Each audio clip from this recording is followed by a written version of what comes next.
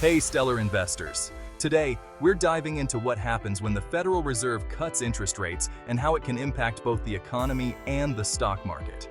So, if you're looking to capitalize on the continuing Fed rate cut moves, stick around. First, let's talk about the economic effects. When the Fed cuts interest rates, borrowing becomes cheaper. This means consumers are more likely to take out loans for things like homes and cars, while smaller businesses might borrow to expand or invest in new projects.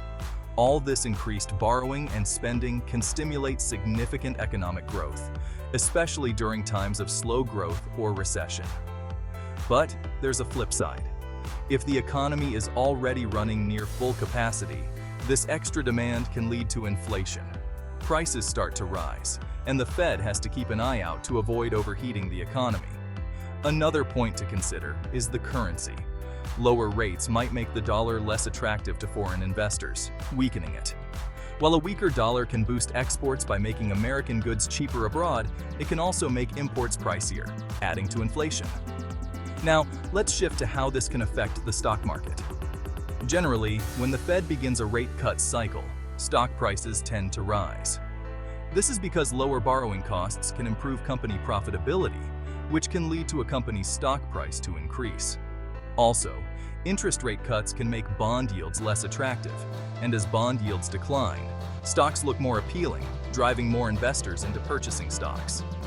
Remember, growth stocks, especially in sectors like technology, benefit the most to falling interest rates. This is because their value is often based on future cash flows, and lower interest rates make those future earnings more valuable today. Consumer-driven sectors like housing and retail also see gains because lower borrowing costs lead to more consumer spending. On the flip side, things to be on the lookout for with prolonged interest rate cuts are that it can create asset bubbles, where investors chasing higher returns may drive stock prices or real estate values too high, creating instability if those valuations don't match up with fundamentals. Another important factor for the stock market is investor sentiment. Initial rate cuts usually spark optimism, signaling that the Fed is taking action to bolster the economy.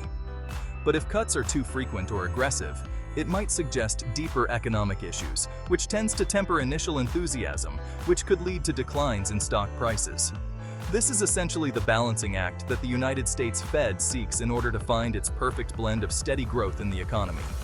In summary, Fed rate cuts can provide a quick and sustainable lift to the stock market and stimulate economic activity.